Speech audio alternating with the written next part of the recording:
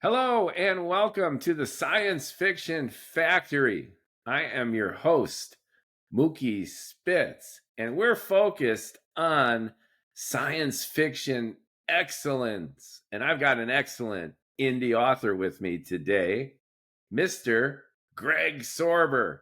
Welcome aboard, Greg. Hey, thank you, Mookie. Thank you for that great introduction. We're going to talk science fiction and through the lens of being an indie author. We shared an experience just recently, which I came away from refurbished. LA Comic Con 2025. 100,000 plus people, 3 exhausting days. You had a booth. I shared a booth with our mutual indie author friend, Ingrid Moon. What was the experience like for you? And how does it fit into your goals as being the indie sci-fi author with the most? Oh, great. So LA Comic Con was a really interesting experience. It was my biggest show to date. I think I've done about 6 to 8 different shows, and it was by far the biggest one.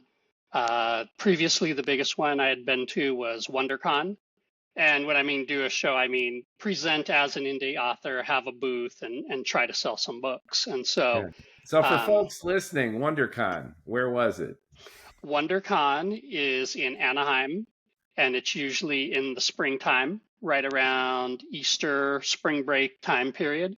So Near it's Disneyland. right next door to Disneyland at the Anaheim Convention Center. So Great. that one's a really good one. Another one I've been to is Ontario Comic Con Revolution, which is in Ontario, California, which is a smaller show, but it's smaller but mighty, and it's growing. They always have a good cast of a good draw. They usually have some really famous artists show up there. They usually get some voice cast panels like Avatar: The Last Airbender or Teen Titans Go, and they usually do like reunions and stuff. So it really brings a good draw, and so you get a good mix of fans from, I would say, primarily in the Inland Empire, but you know as well as I do in Southern California, people drive from all around to go places. So that's a good one to go to also. Yeah, an hour and a half commute in either direction is no big deal in LA. Not at all. Yep. I think and all and the fumes, the carbon monoxide, I think that's what makes Californians so spicy, I think.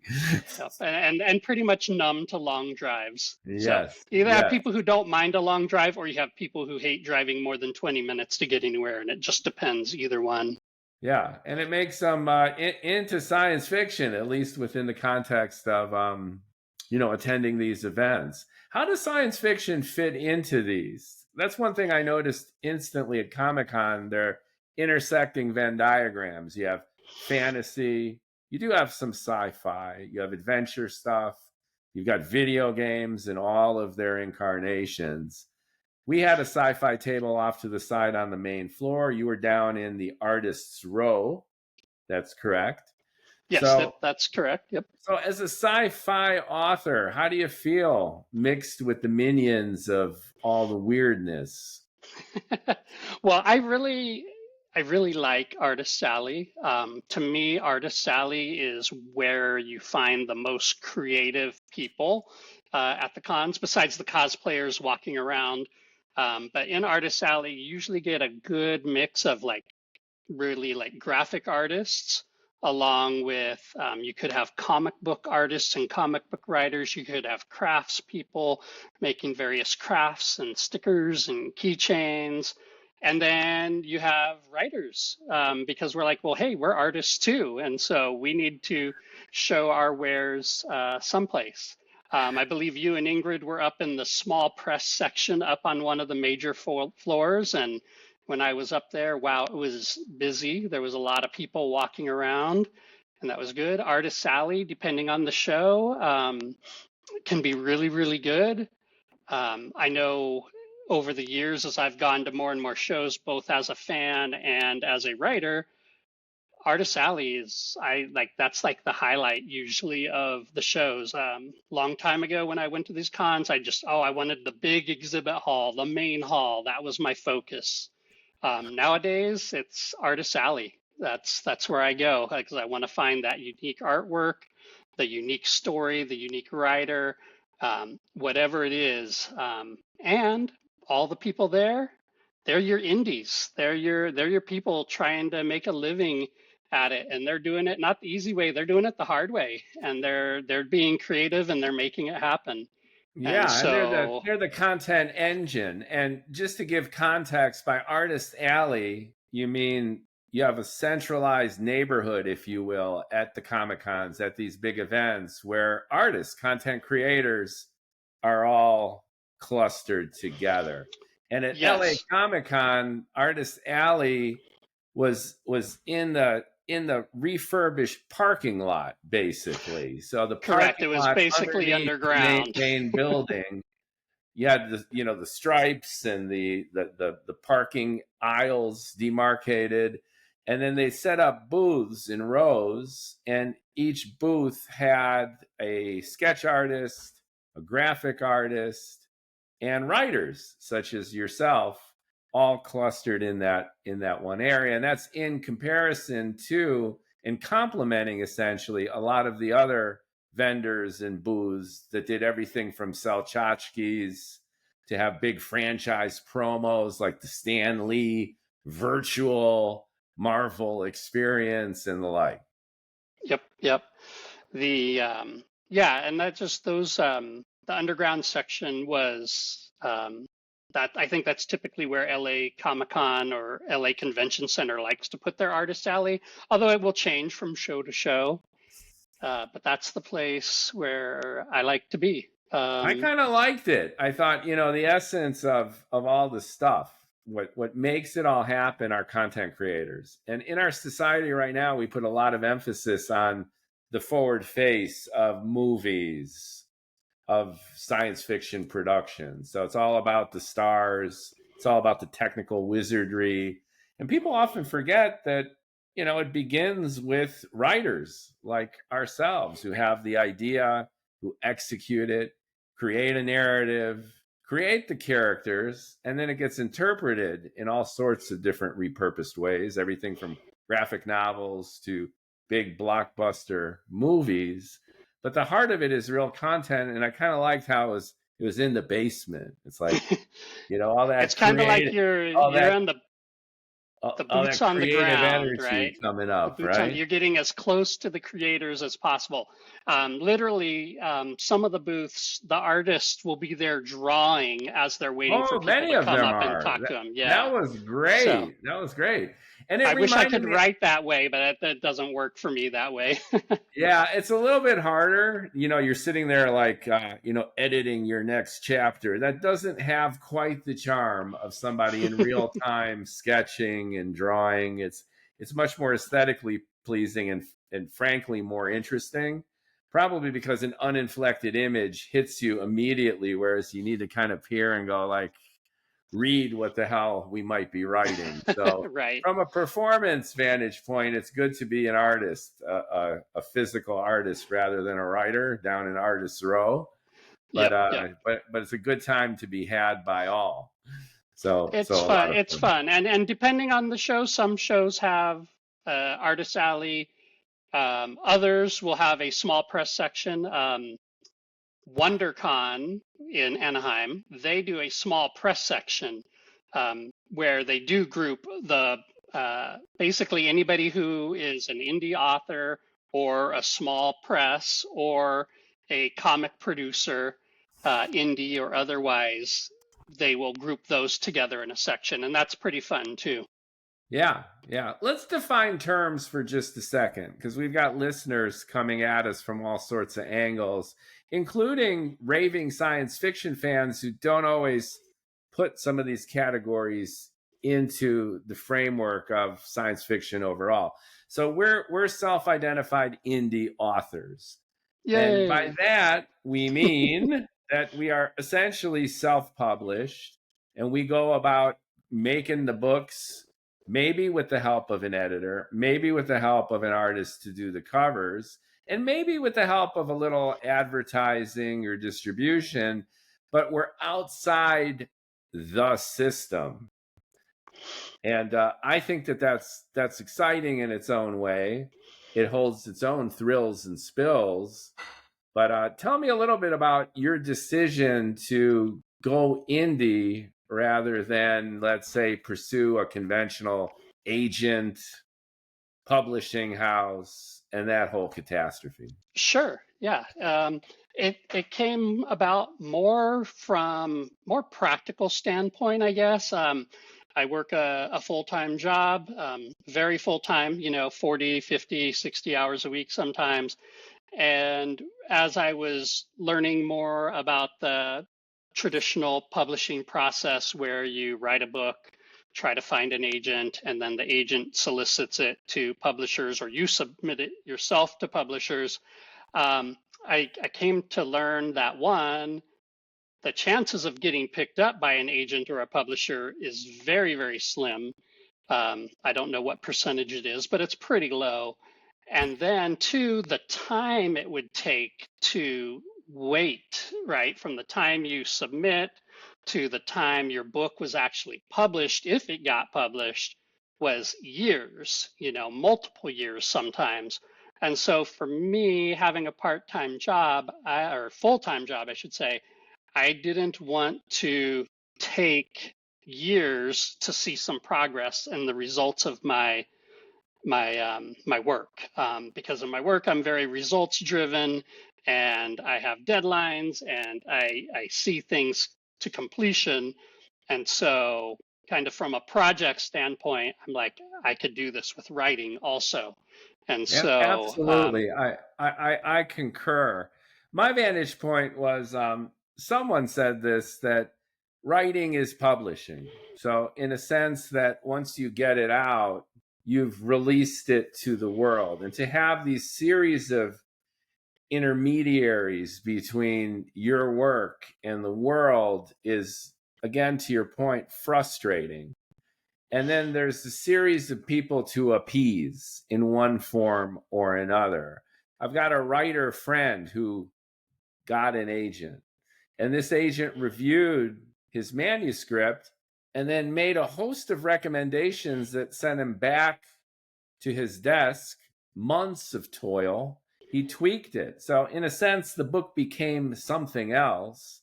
And there's no guarantee that the book will then make it to a publisher and be published. So, you and I think, define ourselves as authors. We're creators. We have our ideas. We have a high measure of self-confidence in our own ability.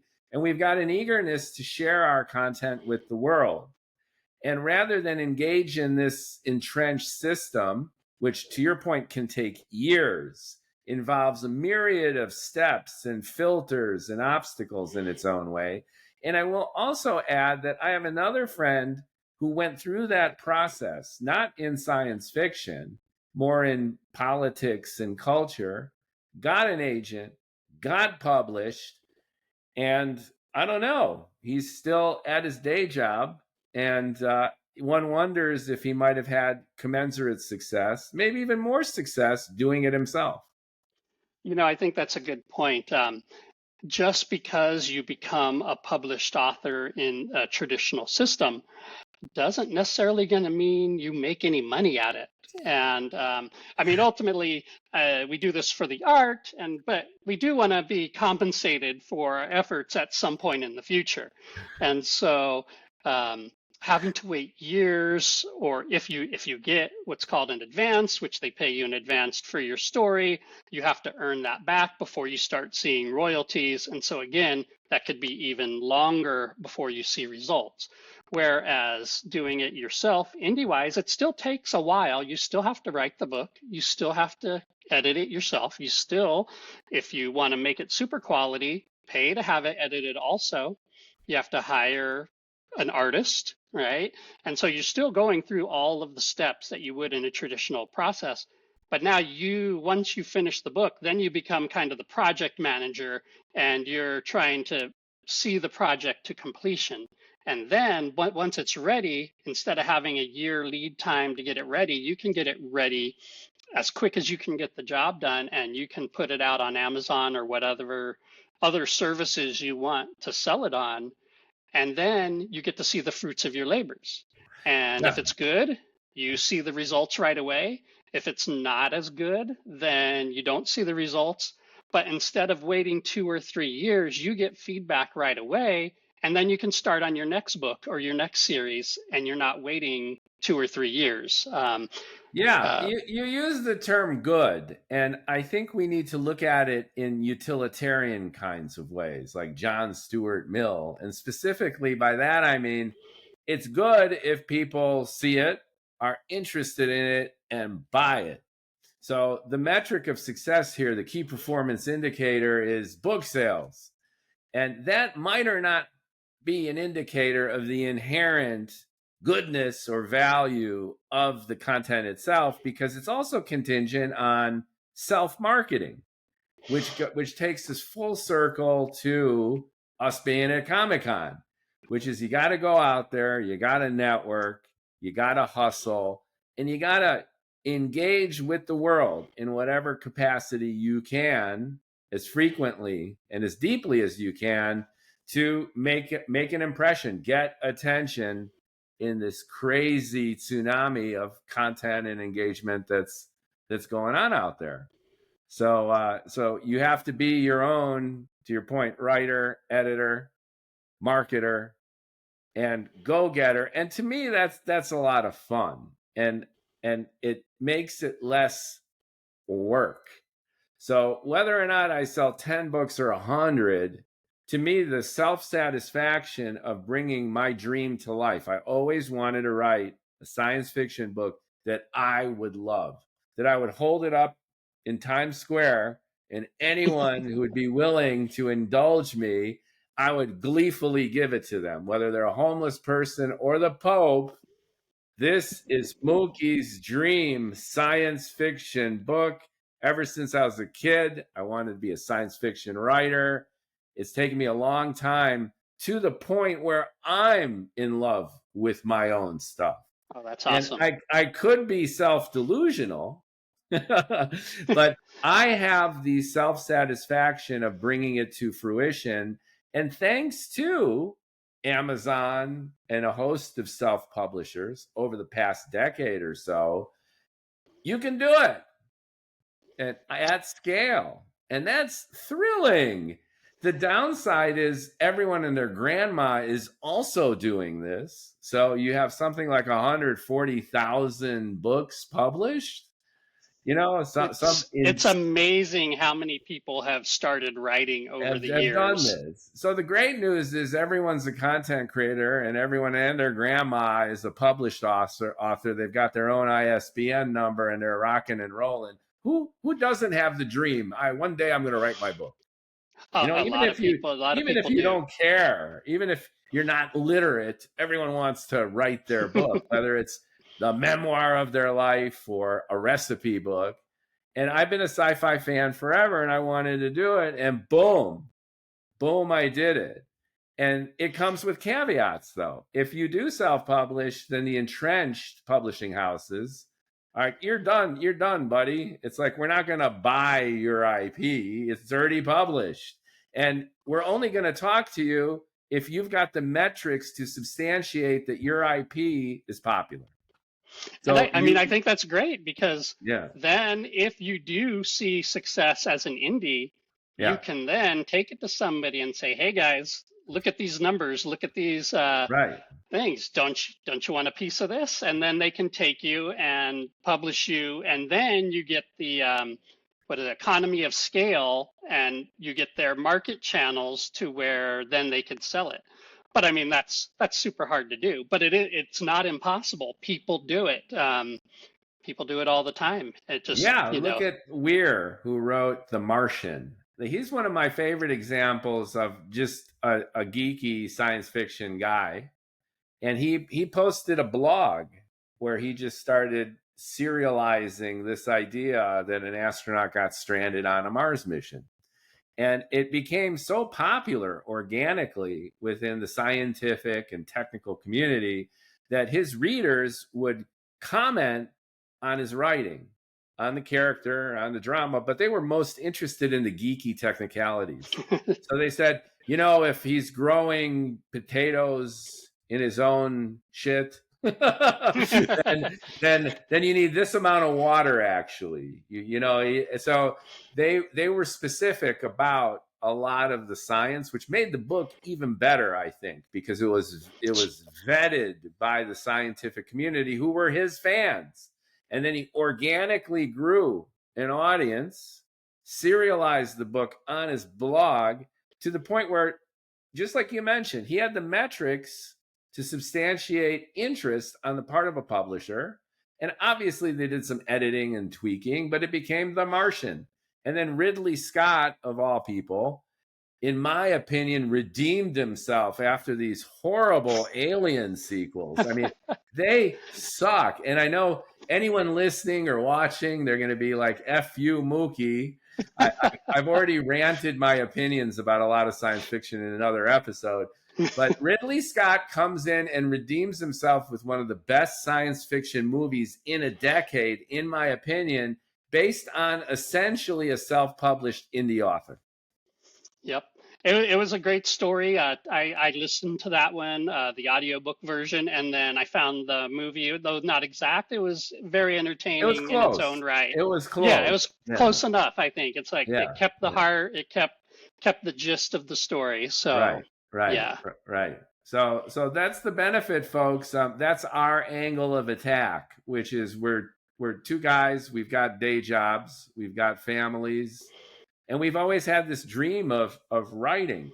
Now, I've mentioned almost ad nauseum my passion for writing, which is it's coming from here. And ever since I was a little Mookie, I wanted to write a science fiction novel. And I've tried different approaches, and I did a lot of business writing and other creative writing. And finally, the stars aligned, and boom, I put it together based on a seeded short story that I did pretty much in the throes of the pandemic. That short story resonated. I cracked my voice. I got my character. I had the arc of the story, and I knew I had something. And then I noodled it and worked it into my own obsession.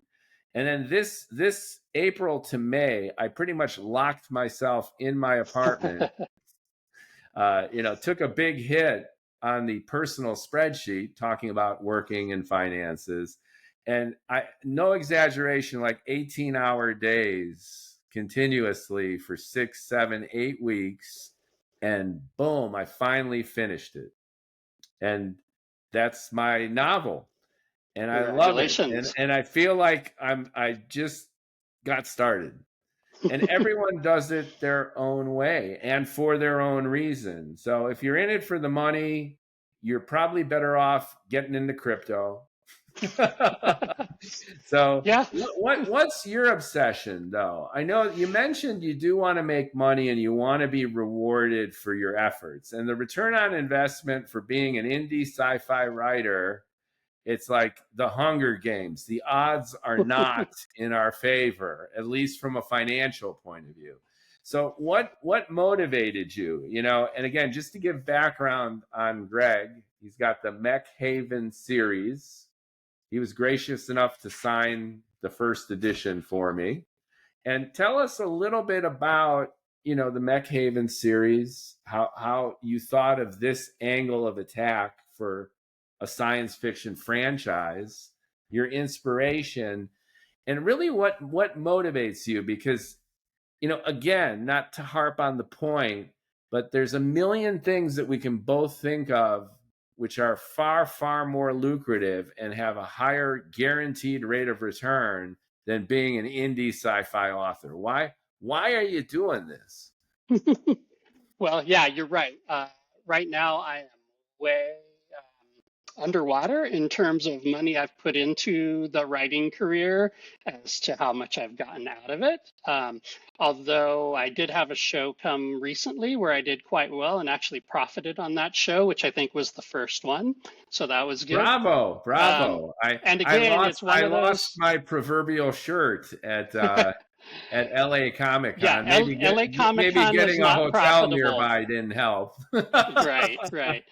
Yeah, and you know, and kind I just want to say, kind of before I get into the origin story of my writing, um, I feel the same way about you. I'm passionate about my books, and um, you, as an indie, we have mentioned you can do your own marketing and advertising, and the way you do that online is through Amazon and a variety of other sources. But it becomes so dispassionate, so behind the scenes that you're fighting against the algorithm to try to get your book seen in the millions of other books out there, that I've really found that going to these cons and these shows and actually making eye contact with somebody and telling them about your story is the most satisfying way to sell. And that way you make a connection with a reader. You tell them a story to get them to buy your story, and then ultimately it's, you know, they take it home and hopefully they read it and then hopefully they enjoy it, because you're making that personal connection with them. And Yeah, so yeah. that's kind And I of just want where to I stand add on that. too, I just want to add that it's beyond even just selling books and building a fan base. I think it's an awesome networking opportunity, network with other artists, other writers. It's a great networking opportunity for people in the industry. So you got the heavy hitters who are doing the big franchises, and some of them actually do troll around for Yep, ideas, yep. for inspiration, and they put themselves in their own shoes. Like now they're rolling in bank, they're on Rodeo Drive with their girlfriend or boyfriend, but there was a time when they lived in a studio apartment, pretty much like us, at least figuratively, and they can relate. And even this guy came by advertising his podcast at LA Comic Con, and I signed up. I go, I want to be on your podcast. And then a little light bulb went off in my bald head, which is like, I have 3 podcasts now, so I love doing that too. And I'm like, why don't I do I can do a science fiction podcast, right? And I could continue the networking and engagement with the community on a personal level. And here we are. The Science Fiction Factory was essentially born and inspired on the floor of LA Comic Con when I got bombed by other science fiction podcasters. That's great. That's great. You know, the other thing I really like at the shows, in person shows, is meeting, either it could be anybody, young people, older people who have that idea for a story and haven't found the inspiration or the motivation to get it out yet. And so I think by being there, we show people that it is possible to live your dream in some way, shape, or form. To do that, the other thing, as indies, what at least the indie people that I follow and kind of emulate, is we have a motto that a rising tide floats all boats. And Yeah. so we're here to live our dream. We're not competing with each other for the sales, because people can read a lot more books than we can write. And so if everybody does good, we all do good. And so that's kind of a motto I like to live and I live love by. that. And there's a tendency, especially among peers, and you know this on your day job. There are those above you, you have to kiss their ass. And there are those below you, and you kick their ass, right? The classic capitalist hierarchy, right? But your peers are particularly difficult because you're vying for some of the same kind of space. And it's enriching, but also could be brutal.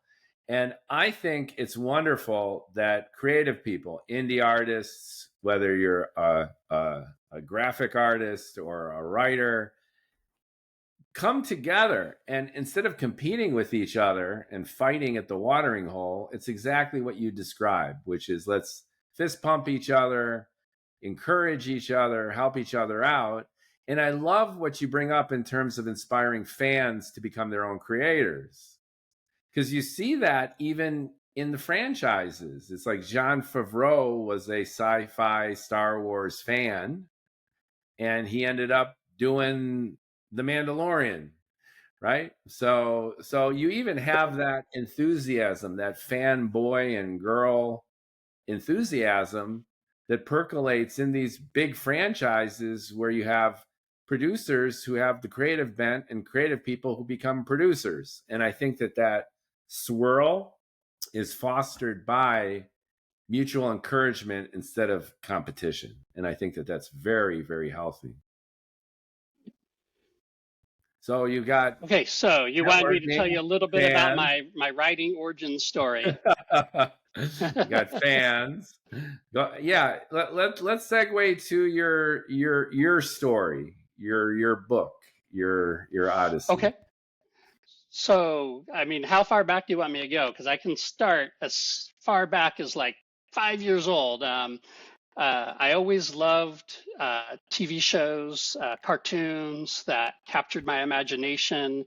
Some of my first memories are like H.R. Puffin stuff and Land of the Lost and, Speed Racer and eventually the $6 Million Man. Yeah, we're giving away our tender It is youth. kind of our age, right? Coming of age in the 70s and 80s. I'm with you. Those are my favorites too. Yeah. But some of those Splits, don't forget. Oh my God, Banana Splits, yes. Yeah. So yeah, those shows seem weird and campy now. They seemed weird and campy then too, I believe. But they were fun. And one thing that they did is they engaged your imagination. And that was something, as a little kid, I was always imagining things. And I mean, I couldn't walk through a house or a mall or outside without having some sort of adventure going on in my mind. And so that kind of stayed with me growing up. And, eventually I grew to like Sinbad and Eye of the Tiger. And of course, Star Wars, right? That's the one that really just kind of blew up everything and was like, oh my gosh, Star Wars. That changed everything, right? It did. It literally changed my life overnight. I can say what my life was like before and after. That's no exaggeration, folks. I was 13 in 1977, and it came out in May. And I lived in Chicago, and the buzz immediately was so intense that you couldn't get a seat. So you'd even go to a matinee, the line would be wrapped around the block. But what you need to understand, to give it context, is before Star Wars, blockbuster movies didn't really exist. Movies were not the juggernaut media empire that they've become thanks to Star Wars. Star Wars was the first movie that you didn't just see it once, you saw it twice, you saw it 3 times.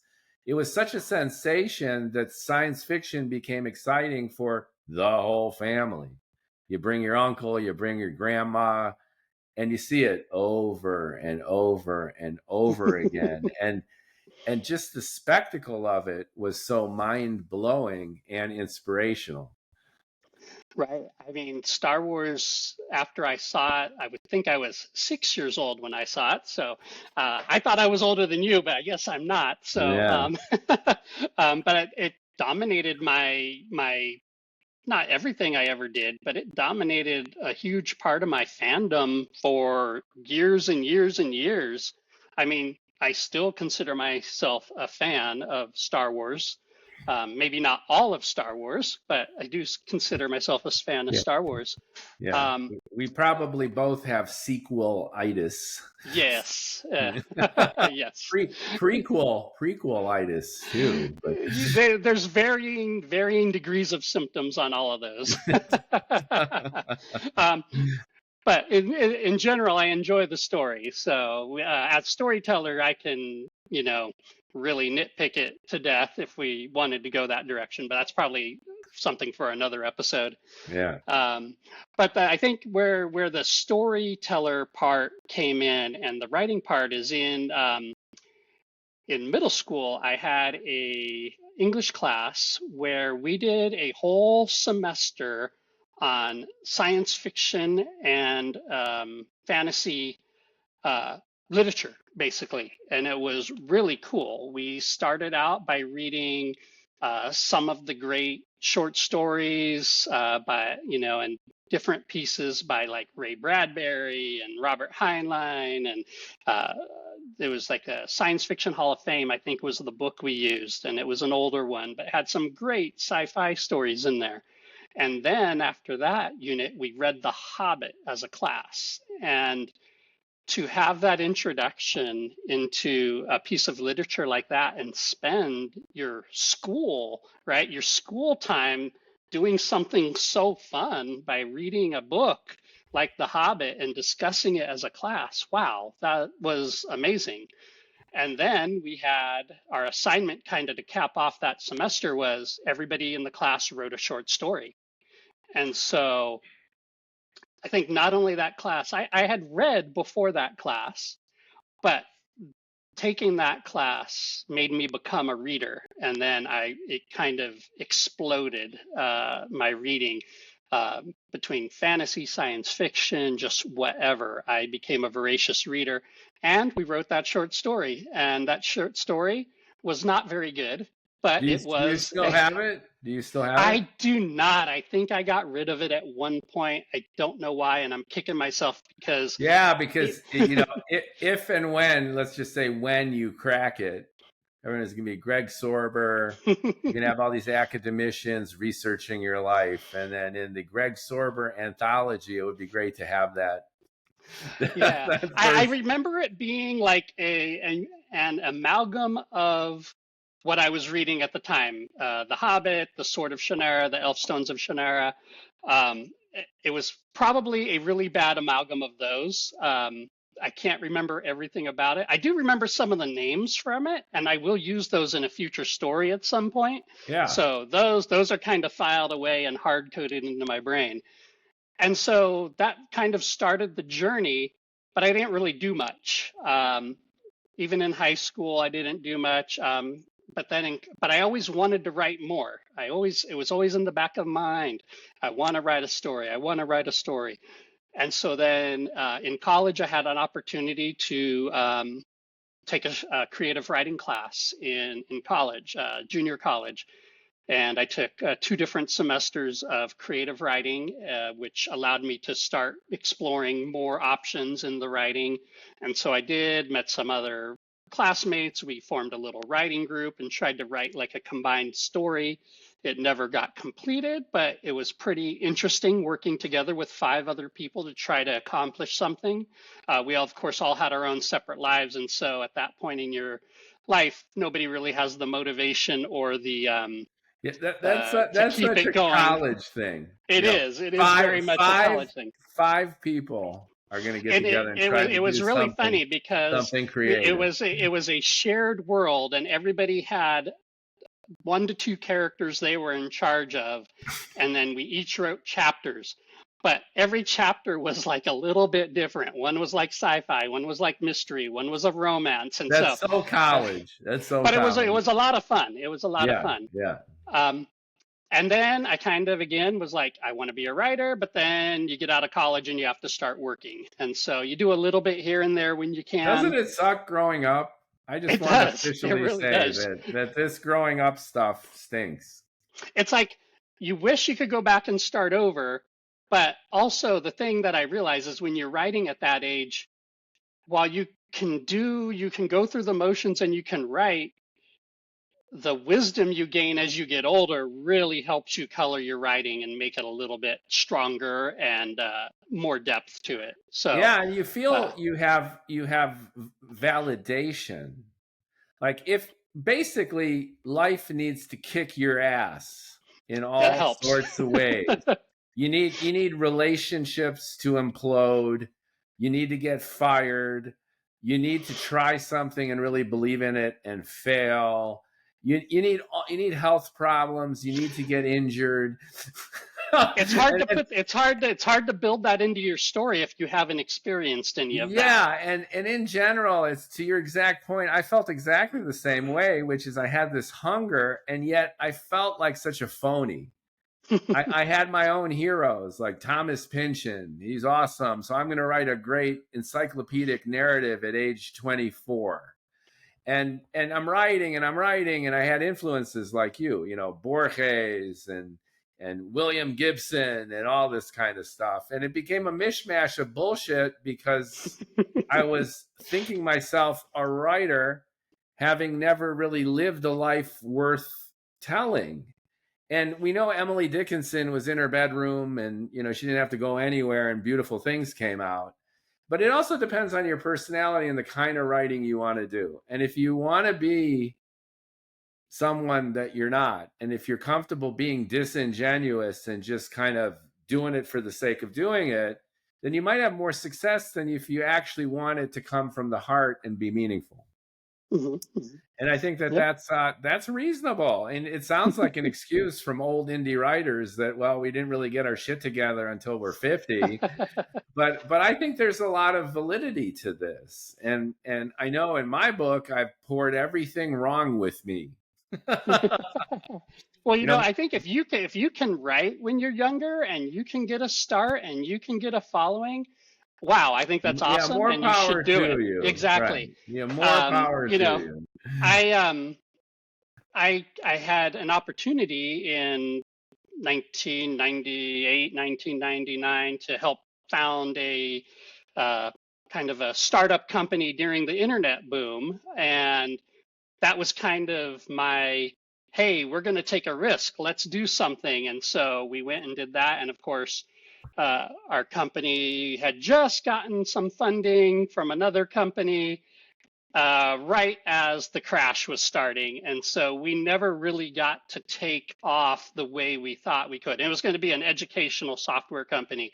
And so and we had no knowledge of what we were doing. None of us were business people. We were educators trying to create something for the education world. And I think it would have been really good because in about 5 to 10 years, I saw the exact same thing come out and be bought by every school there is. So we were just a little too early. Yeah, you could have the best idea, and it's all about timing. And there's a lot of luck involved, and grit and persistence. So in a period of unemployment, I actually wrote like a 400-page novel, fantasy, but because of this other thing that had tried and failed, I couldn't go to my wife and say, hey, let's do this other thing. You know, I had to do the respectable thing, find a job, build, raise a family. And so it kind of stuff got put on the back burner for quite a while. And I kind of missed the whole start of the internet, not the internet, the indie author boom with Kindle and Kindle Unlimited. I kind of missed that because I was busy raising my kids and working, and my nose was to the grindstone. And then as my kids were starting to get a little bit older, started thinking, hey, I should get to this writing thing, because if I don't get started soon, I'm going to be old. Yeah. I could very much relate to that. I think I've dedicated the last 2-3 years to my creativity, which is a resurgence. It's a renaissance of my younger self after this entire catastrophe of raising 3 kids and doing the corporate cluster.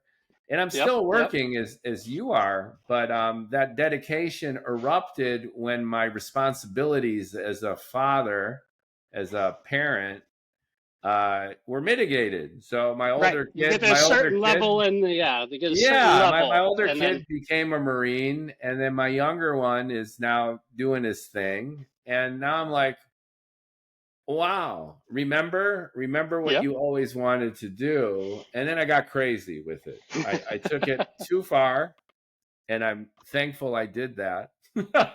So if it takes burning through your savings and acting like a financial idiot, whatever it takes, and there's no right or wrong time to let it out, especially as an indie author, especially as an indie sci-fi author. If you want to be weird, be weird. And there's always a price to be paid. There's a price to be paid if you don't do it, and there's a price to be paid if you do it.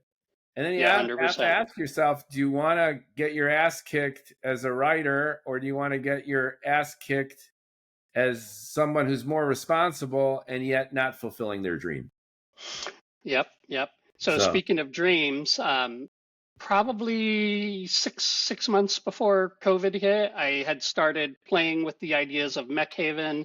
My youngest son was a Transformer fan, and so we'd always have conversations about the differences between the Transformers cartoons and the Transformers movies, and how the Michael Bay movies sucked, and how it would be so much better without humans. And we thought, why can't they just do a movie all about robots? And so I was like, oh yes, I'm gonna do that. And so that was kind of how Mechhaven was born. How does that compare to your 400-page magnum opus, your prequel to your real writing, and the first short story that you wrote? What kind of creative evolution is going on? So the first short story was a fantasy. The 400-page book thing was a fantasy, and I'd been thinking about writing fantasy for dozens of years. It was always in the back of my mind, and so I was like, gosh, I can't wait to write this fantasy story.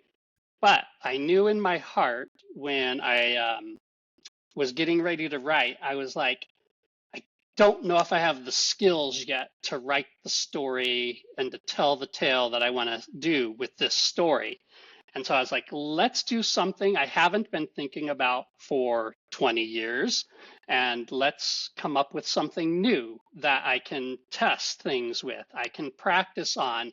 And if it doesn't do good, it's not going to destroy my soul, right? These other ones are like, it's pretty connected to me. And so that's how we started thinking about Mechhaven. And I love that. And what it is changing gears completely from what you were doing before. It's not forgetting any of the skills that you acquired or the experience or the passion, but looking at all of it through a new lens and then freshening it up.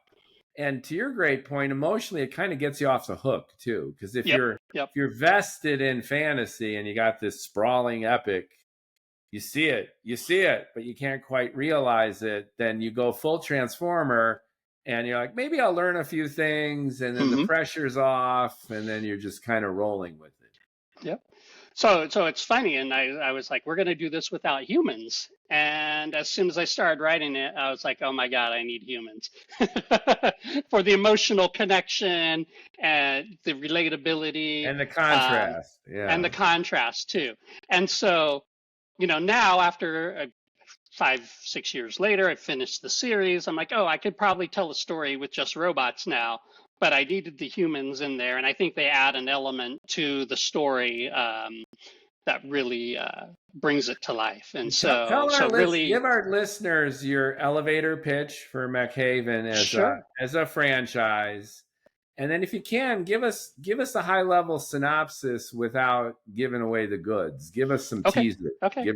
So the first book is Pax Machina, right? Machine Piece, and ties into the Mechhaven idea. And so the kind of the quick elevator pitch for Pax Machina is it's Transformers meets Braveheart. It's 200 sentient robots living together on a remote planet after a galactic war. They're all from different factions, and they're supposedly living in peace.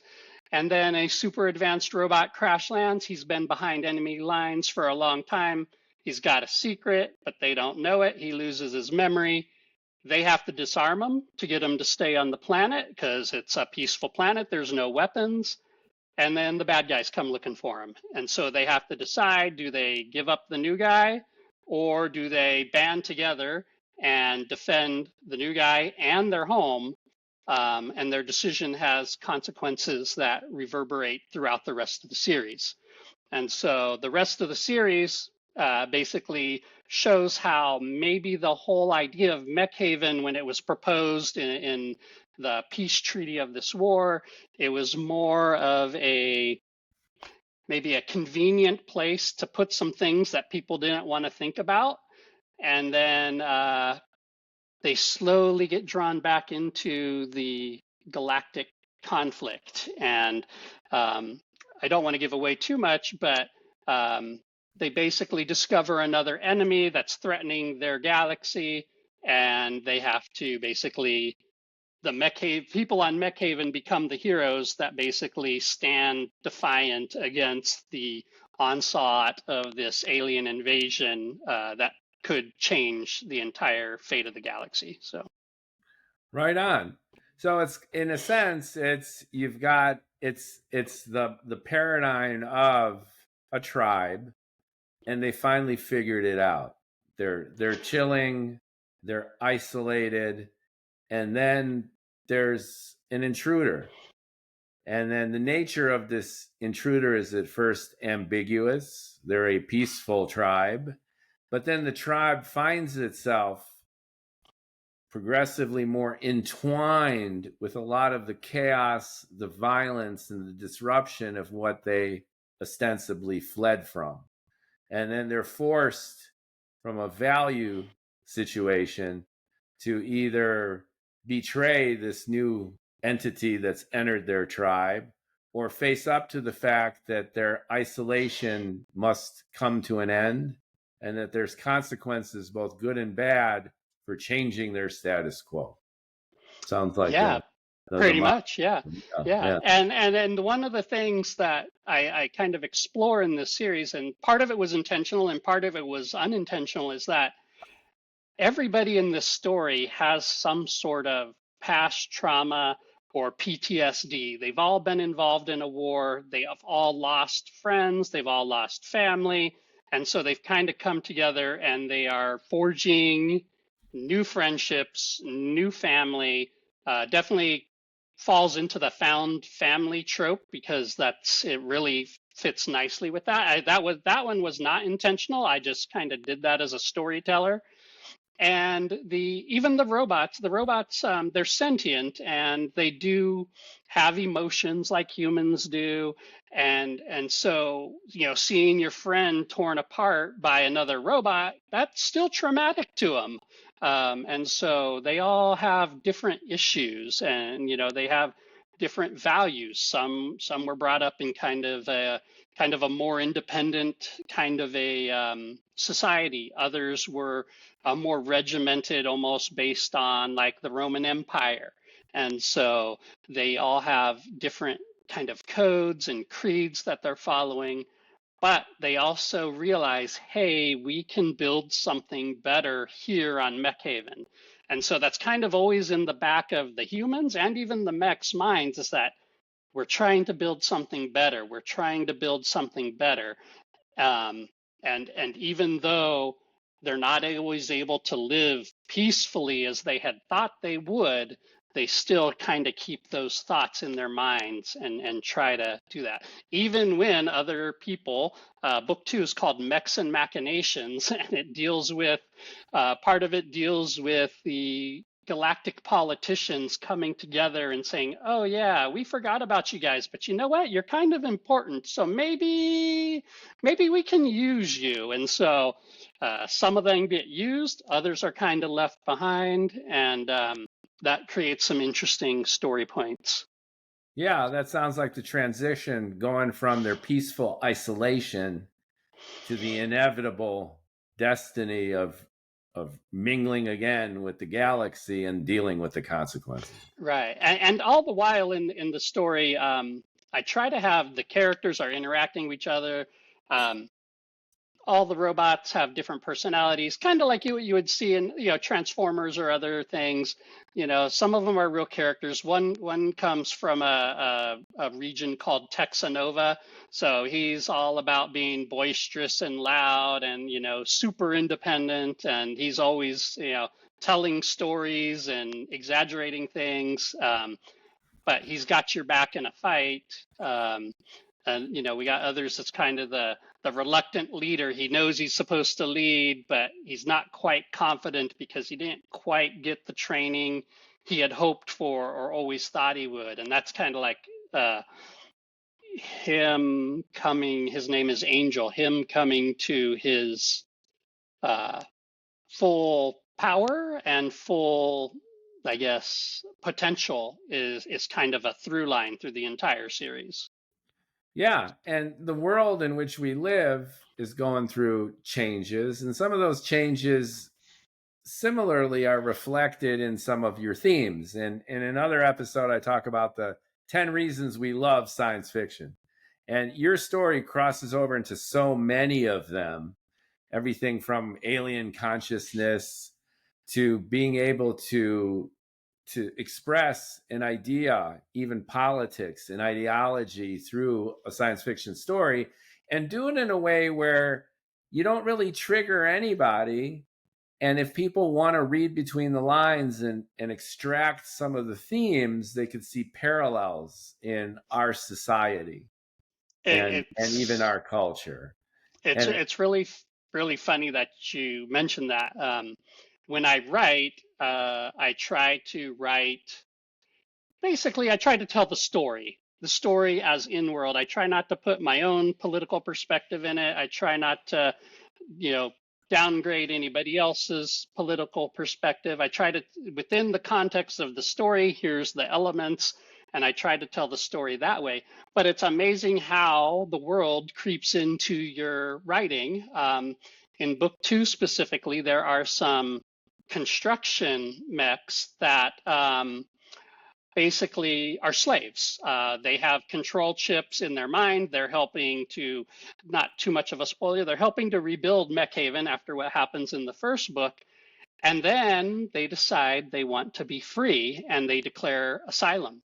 And so that becomes kind of the second big threat that the folks in Mechhaven have to deal with is they are do they give asylum to these new robots who are essentially like children because they've never been able to have sentience before, or do they give them back to their person who brought them to the planet? And so that creates a whole nother level of politics, and that really wasn't my intention of doing anything about that. That's just where the story went, and I was like, wow.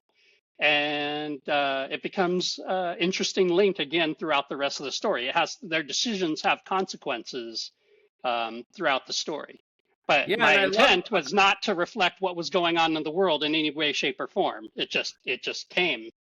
And it came organically through the dynamics of the story, which is terrific. So rather than imposing your own ideology or politics and trying to teach a lesson or educate your readers, you're putting characters into a situation. They have clearly defined goals and obstacles, and then you set them loose. And based on your own life and our culture and your values, it plays itself out. And to me, that's great literature. That's where the fiction comes into the science, that you built a world. Mechhaven and the galaxy it's in is a world, but the world obeys laws and rules. There's the laws of physics, but there's also the laws of great storytelling, which is having things organically play out. I find it best when my characters are writing my book, that I am literally just a channel. I'm a tool for these constructs that have erupted in my head. And once you set them loose, if you let them do their own thing, and you're just kind of guiding it a little bit and cleaning up the refuse behind them, that it could make for great writing, and not just great science fiction, but great drama. And science fiction is on that big palette, which is, no other genre enables people to go to other worlds, to raise the stakes so high. Like, you can take over a planet maybe in conventional fiction, but in science fiction, the universe is your oyster. Right. Yep. Yeah. Yeah, I mean, great science fiction to me is, I mean, it has a couple of things. The exploration, the sense of wonder, and then the compelling stories. Those are kind of the areas that I try to focus on in the sci-fi. Um, I don't worry as much about the science, so mine definitely kind of leans more into the space opera realm.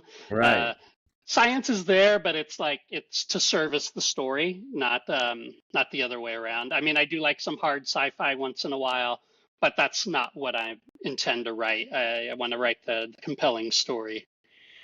Yeah, mine is a bit of a mishmash between Fear and Loathing in Las Vegas. It's got that Hunter S. Thompson Gonzo kind of feel to it, especially with my protagonist. And I've got some seriously hard science fiction. So, I go full out with a lot of the hard science. I do my best to contextualize it, but I tried to ram these two extremes together, like oil and water. And to me, that made great writing.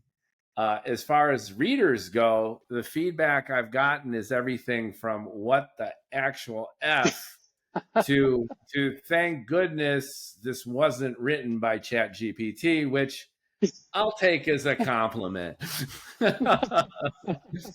So, we each approach things in our own way, but as long as the characters drive it, and you're telling a human story with very clearly defined goals and obstacles, and you let it play out organically, I think you're on the right path as a writer, and I think your readers appreciate that.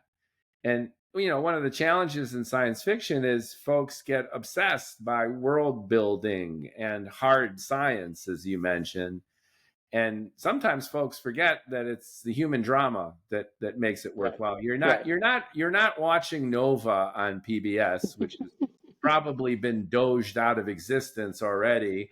And you're not reading an encyclopedia or Scientific American or a journal article. You are reading science fiction, which needs to have that heart and that struggle, or otherwise, what's the point?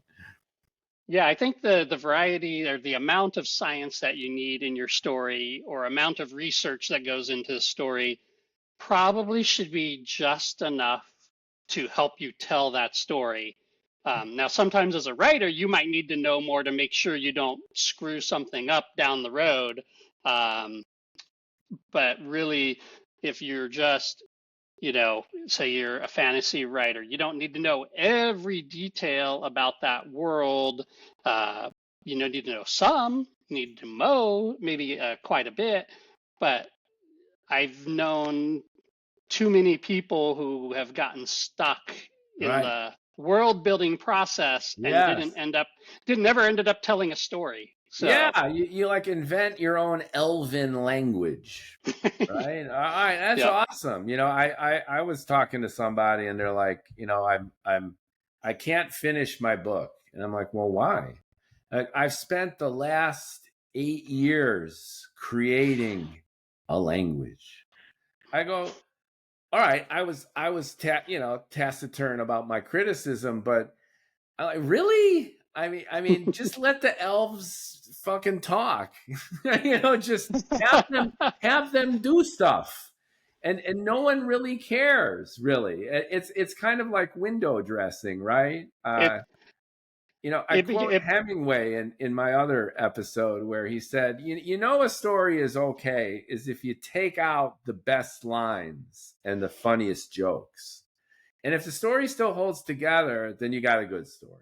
And in science fiction, I'm convinced this is true. If you take out all the world building, all the descriptions and the various species and the new science and the quantum gravity, whatever the hell, and just tell the story from the vantage point of characters trying to accomplish their goals and encountering obstacles.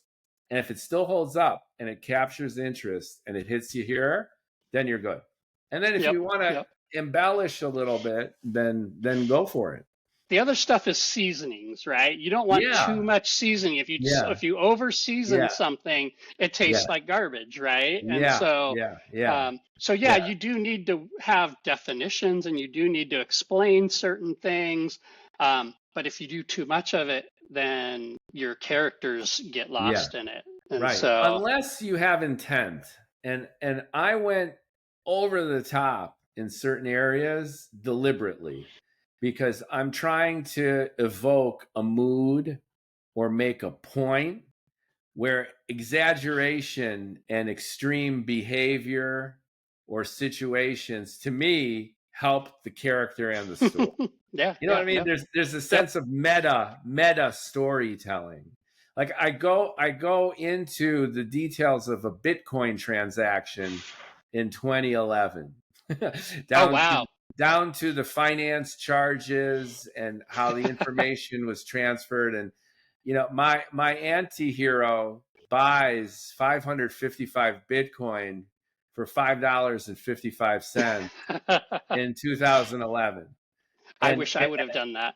at the current value, that's about $64 million. The only problem is he's got the little stick and he forgot the frickin' pin. Oh So no. he's got the stick, and then one of the plot devices is this guy's destitute, and his last resort is $62 million in crypto that he can't access.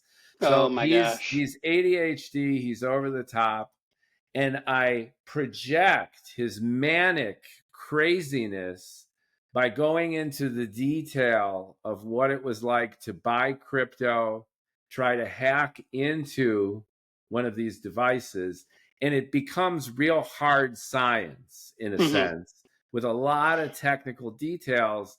But I do it deliberately to evoke this guy's manic intensity, Yeah. dire situation, and the irony of being so buttoned up in so many ways and yet being just so utterly clueless at the same time. That So sounds so tremendous. if you do this stuff with intent, you could get into a matter antimatter warp drive all you want, as long as it's grounded within the context of a character's connection to that advanced technology. How does it service the story? And How if it does it services the service the story, yeah. story? And I think you can do it. But the danger is just getting into the warp drive for the sake of the warp drive.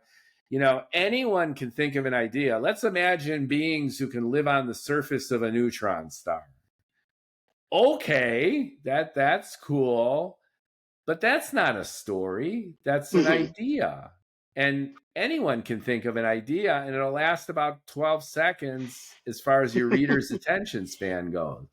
So it's a good learning. And movies make that same mistake. How many films have we seen where for big chunks of the production it's just focused on bullshit? It's like we don't care. Where's the hero? Where's the drama? And unfortunately, science fiction suffers from this an awful lot. So what about So, that but said, what about AI for your robots? Speaking of hard science, because your Mechhaven series has evolved, as it were, in parallel to the evolution of the AI revolution. So yeah, so you've got that's sentient robots, and they're like a combination of super duper LLMs with their predictive technology, coupled with the reinforcement learning of robots in the real world, right? and they have emotions. They have Right. they have an emotional matrix They have that helps them have intentionality. emotions. They have They have intentionality. They Daniel have Dennett's hopes, intentionality. dreams, Yeah. fears. Yeah. Some become very, very human because that's how they want to be. Others stay more robotic. But yeah, that's really interesting how it developed. I started Mechhaven somewhere, I want to say like March 2019, published it in May 2021, and then I started continuing the rest of the series. And I don't remember when I heard about ChatGPT. I want to say it's like 2 years ago. It could be 3 years ago now. Yeah, it And I, came out November 22nd, I think, 2023. okay, yeah. Or So 2000, wait, hold on, 2022. all I know is I was at a writers conference when Yeah, I yeah, first kind of heard about it. And it's like yeah. everybody was talking about ChatGPT, ChatGPT. And I was like, what is this ChatGPT? And I would hear different things about it. It's like, okay, well, I don't need to worry about that right now. And so I kind of probably not until sometime in 2024 did I even start really investigating. And part of that had to do with work issues because we were starting to use Microsoft Copilot, and I was kind of part of the pilot team to test it out. And then I started using it a little bit, but again, Copilot compared to ChatGPT, not very good. Even now, although it has its uses from time to time. Um, but yeah, so I kind of the whole development of Mechhaven kind of missed the AI launch, and I didn't really get any sort of like knowledge or use of AI until the last book.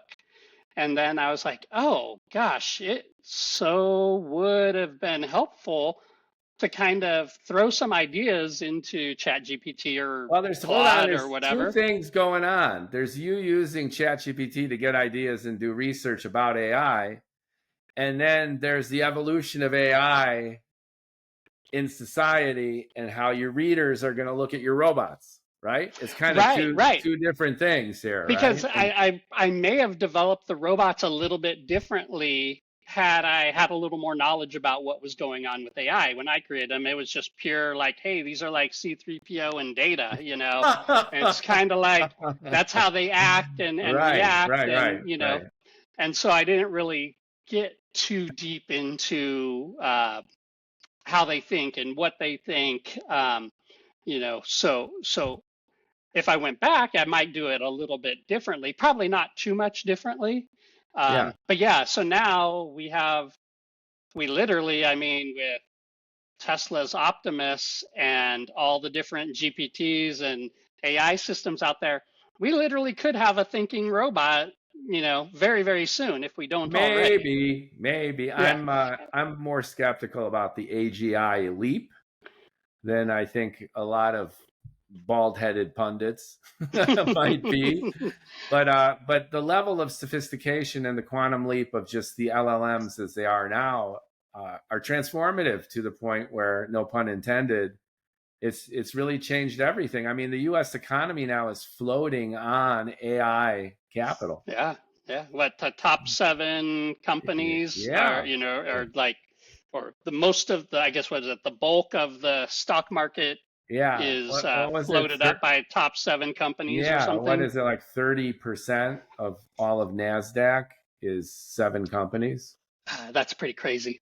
Um, Yeah. And now the chip manufacturers and designers like Nvidia are lending their chips to OpenAI so that they can have the firepower and that the chip manufacturers can avoid the bubble.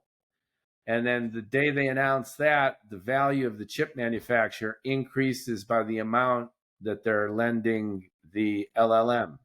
it So becomes a very circular this issue. circular arrangement where you have the investment community feeding both the LLMs and the chips, and it just the cat chases its tail. It's kind of It's like the it's a bubble. internet bubble and the housing bubble, and it's Yeah, just did anybody learn anything, and can we yeah, get out of yeah. it without a crash? That's the Yeah, key. we'll see. They're going to have to monetize pretty soon. They're going to have to figure out And that through that magic app, ChatGPT is already plugging into Walmart, real estate companies, so they understand that monetization is absolutely necessary, and they need to supplant the old search model. The internet as we yeah, know it is probably going away.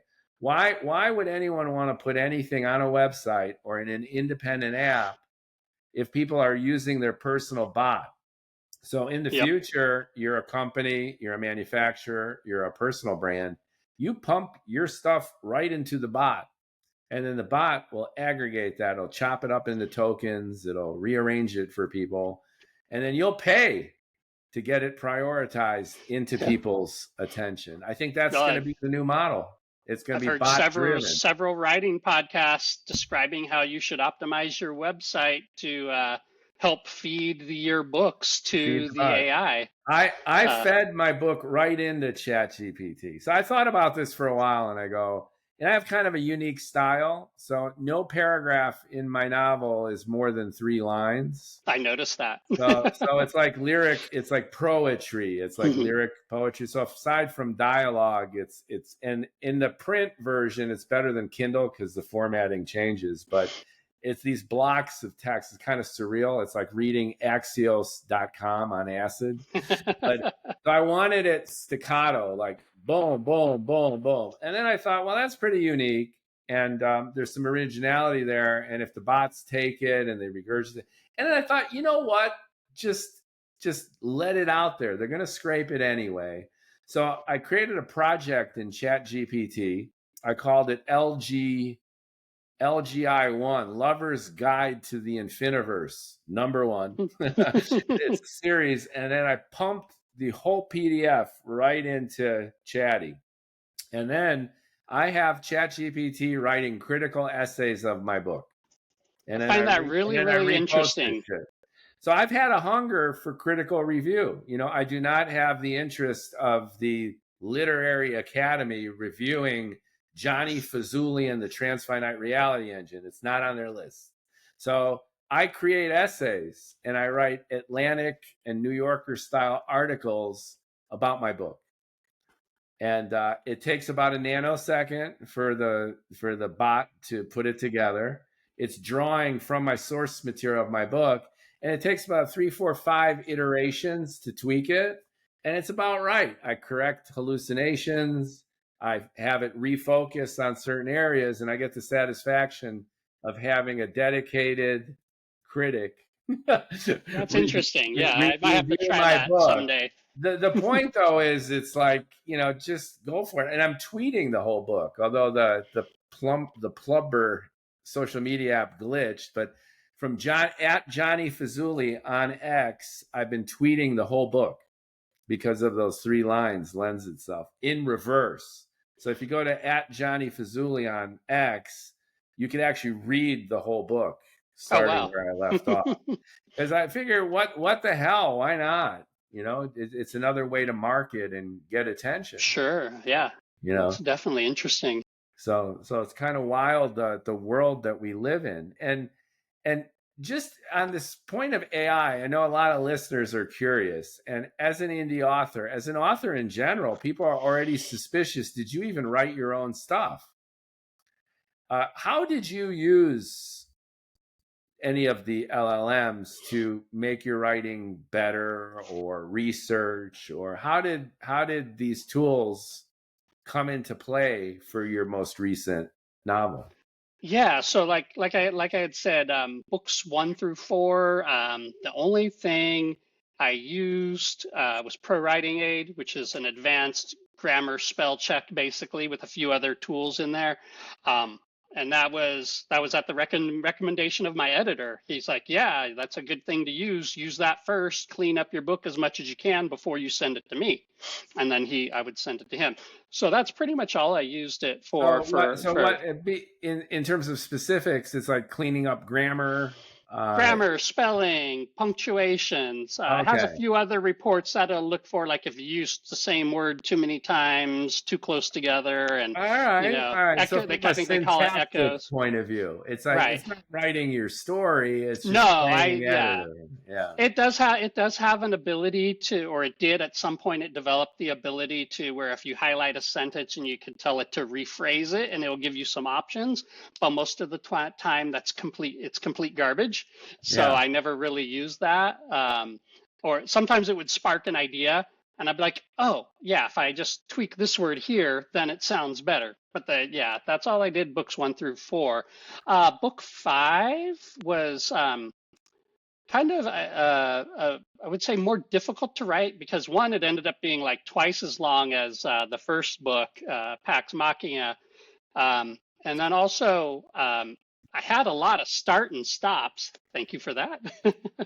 If you're on uh, video, I'm holding up. You have a gorgeous cover, by the oh, way. thank you. Yes, yes, yes. So yeah, very nice. So yeah, so as I was writing that book, I had so many periods where I had to start and stop, and so it was really hard to maintain momentum, and it became kind of it was really slowing my progress because I would get to a point, I'd come back, I'd have to reread, or I'd have to spend, gosh, I would have to go back to a previous book because it's the last book, so I'm trying to tie everything together. You So I'd want to have to make spend. sure you're honoring your own continuity. Exactly, Yeah. exactly.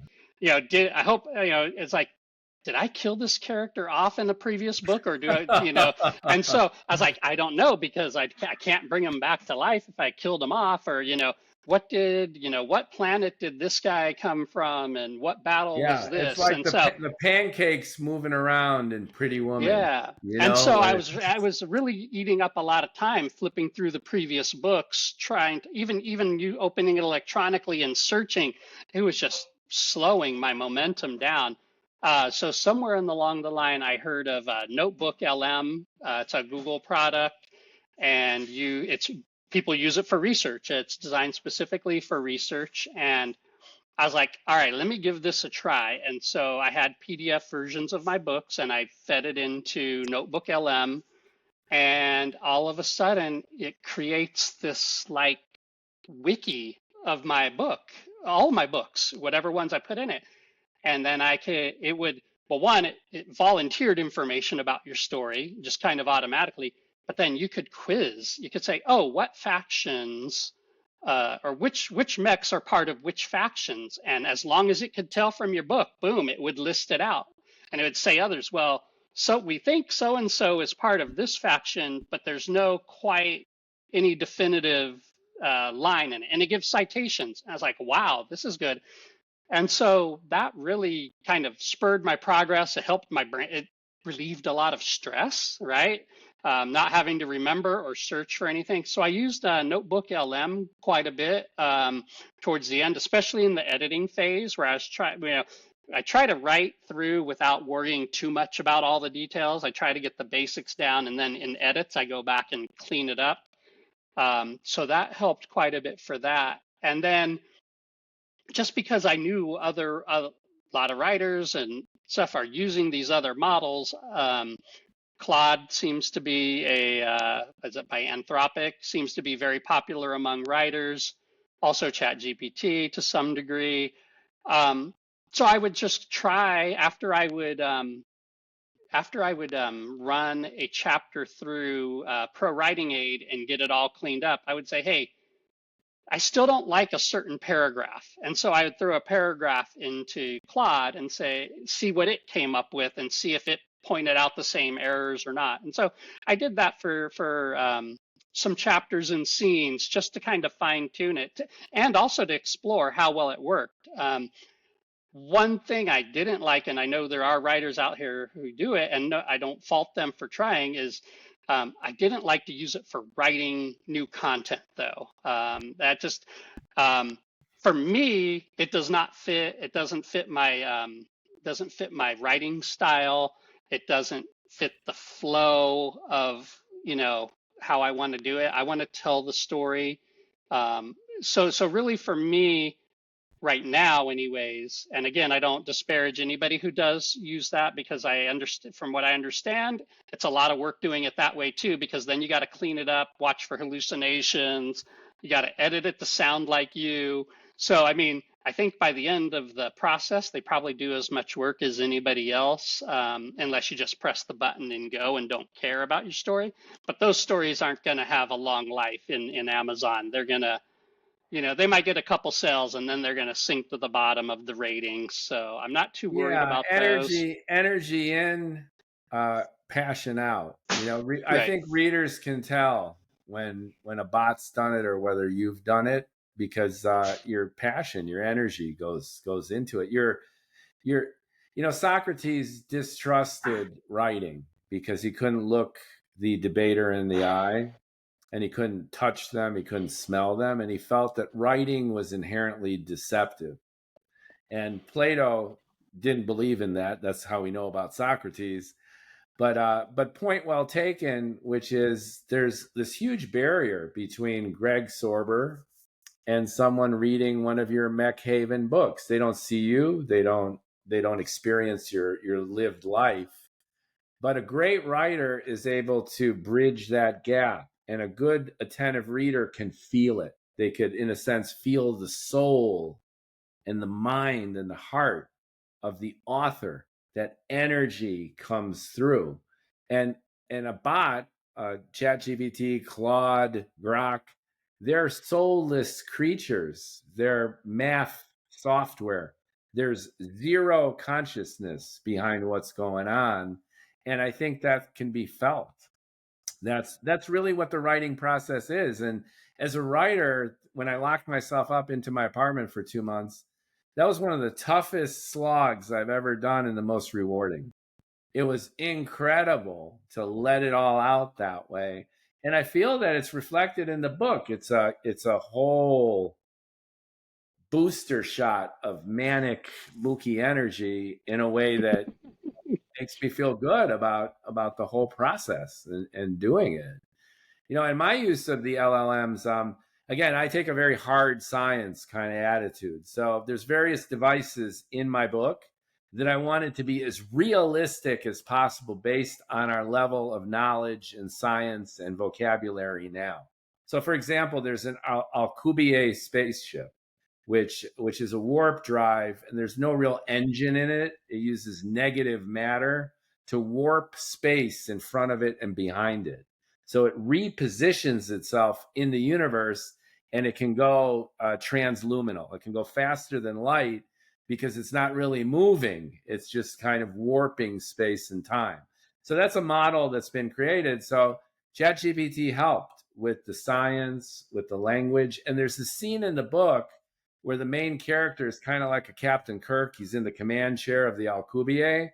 And then I really wanted to know what that experience would be like based on the description. So instead of having to read like a dozen journal articles and try to extract it, the LLMs are terrific at machine learning. They took all of the science articles written about Alcubierre warp drives, many of them in respected journals, like physics and stuff, and translated that into descriptions that I imbued into the book. So when Johnny Fazuli pilots the Alcubierre warp drive, the spatial distortions and what he sees ahead of the ship and behind it are from these journal articles. So it's hard science in the sense that as we know this to be and as we predict it, it comes to life in my book. And that really helped. That was like, wow, that's cool. So you used it to both as kind of a research and a brainstorming tool for that particular segment of your book. Yeah, which is what would it be like for you to captain an Alcubierre warp drive? So instead of you reading 50 articles or 20 articles, doing a Google search and trying to find them and click through all the ads, you were able to pull the information you needed into a handy bite-sized thing that you could then take and then I went nuts with it. So I arranged it in a logical order. There's a live action scene between my hero and this alluring alien kitty cat. and that, if you did it the old-fashioned way, would have taken you months, probably. That would have been a 2-week project. At least to transpose, a dozen journal articles into what it came to a page and a half of Mookie prose with characters. And then I did that in an afternoon. So thank you, ChatGPT. And similarly, I have an alien spider. He's a scientist. And I don't know if you're familiar with the Library of Babel, that short story by Jorge Luis Borges, where it's a library that contains every possible book. Oh, wow. I think I've heard of that. Yeah. But it's enormous. It's light years in size. So I take it to its next logical step. The spider invents what he calls the jar.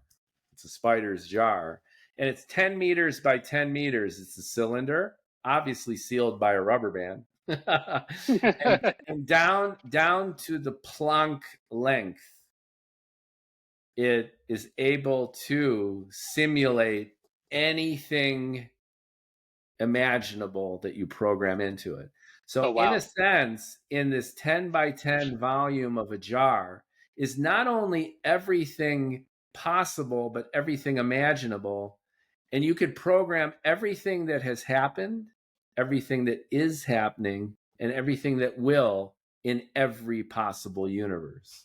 Oh, So my it's gosh. the ultimate simulator, right? You can't take it any further than that.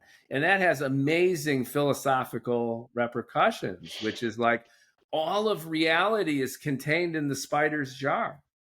And obviously research scientists are bothering, every solution, anything you want to know, past, present, and future, your life. This podcast is in that freaking jar. Oh my gosh, that's crazy. Think about it. It's like Borges' library made manifest. So how do I bring that to life? Well, I'm just a bald guy in Orange County, California, locked up in my apartment for 2 months, right? So I went to the LLMs and I go, how many Planck units are in this jar? 2.6 times 10 to the 106, something like that, right? And then how many possible combinations are there? And then how would the experience of interacting with this jar manifest for the spider and the people who use it? So that helped. That's cool. That would have taken me a long time to research. That's a great science fiction device, right? It's something isn't it amazing?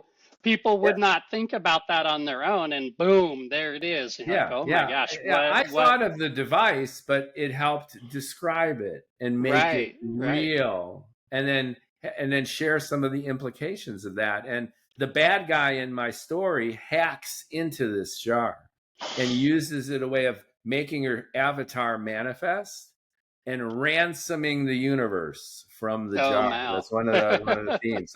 So I wanted to go big, and I wanted the hard science to anchor it in what sounded at least like it could actually happen. Mm-hmm. Oh, wow. So that's kind of fun stuff. Perfect use, I think. Yeah. Yeah. So did it write my freaking book? No, I actually took some of my 3-line paragraphs and I put it in there. I go, can you express this better? And it almost always fucked it up. It's like you ruined the tone. It makes it worse, right? I gave up. So there might be flaws in some of my grammar and it might be imperfect, but I'll take that over, a machine learning regurgitation of my freaking good idea. There are definitely times in my story where I would plug it in and pro writing aid would say, this is wrong. And I'm like, I read it. I'm like, nope, that sounds exactly the way I want to say it. I'm like, well, it's wrong. And I'm like, I don't care. Ignore. I am keeping it this way because that's the way I want it to sound. And so, I saw one of those Instagram musician videos, and this was terrific. And it reminds me of exactly what we're talking about. They took a click track to the drums of John Bonham from Led Zeppelin, one of the most iconic classic rock drummers. And they did an intro, like the intro to The Rover, that song from Physical Graffiti. And it's one of the most iconic drum intros of classic rock. Okay. If you're a drummer, that you play that. and what they showed is that it's syncopated. He's off time when he plays it. And then the guy doing the video, he's awesome. He redid the drum solo or the drum opening in time. And it sounds like shit. that's funny. Right? That's the humanity. Humanity is in the imperfection. Is in the imperfection and the passion and the nuance. Yep. It's like when a good guitar player does a little vibrato there, it humanizes it. So anyway, it's the ghost in the machine that is what it's all about. And I think that's a great way to round it out, which is, I think indie science fiction writers are the ghost in the corporate engine of content creation, right? So we go out there. We're gonna go to the Pasadena. What did we sign ourselves into? Pasadena Comic-Con. I believe it's January 25th, 2026. I Is think that there's a going to Comic-Con be, too, or is this yeah, a Pasadena Comic-Con. It's a one-day Comic-Con. okay? It's a little small, but I've actually had really good luck there. I think that would be fun, right? Yeah. And we are going to be in the Artist Alley section again, but I do believe there's going to be 4 of us writers together, and there could be some other writers there too. Maybe they'll group us all together. That'd be fun. All right, I'd love to do a post-mortem podcast, maybe even with all 4 of us. On, that would be great. Yeah, that would be a lot of fun to talk about that experience. And I think that brings us full circle, which is what makes science fiction great. And that's great writers who have a lot of passion. Yes. Who have put aside their investment banking hopes to lock themselves in a room and write great stories and have a good time. But at the same time, we don't isolate ourselves, and we go out there, we mingle, we mangle, we network, and we build our fan base one book at a time. Definitely. Thanks so much, Greg Sorber, for being on the Science Fiction Factory. We crank it out, and we love what we do, and we hope you enjoyed listening to us talk about what we love. Thanks for having me on, Mookie. Thanks so much, Greg. I will follow up, and let's do another one. This is fun. Yeah. After we bark it out, and when your next book comes out, let's follow Definitely. up. So I started it actually this week. My next one, I started it. I was going to wait till November, and I started it now. Yeah. I've started my sequel to actually the first book that came out was going to have Johnny Fazuli. Spoiler alert: he actually develops the device to jump universes. Oh wow! So the theme is a con man accidentally develops the device that can jump universes in the multiverse. So that's that sounds like fun. The first book didn't even make it to the production of it yet. So we leave our hero in a hospital in Las Vegas, and spoiler alert, he builds his bullshit laboratory in the panhandle of Texas. Okay. And that's where the second book is going to happen. It was going to be one big book, but I got carried away. A lot started happening. So I want to get that done.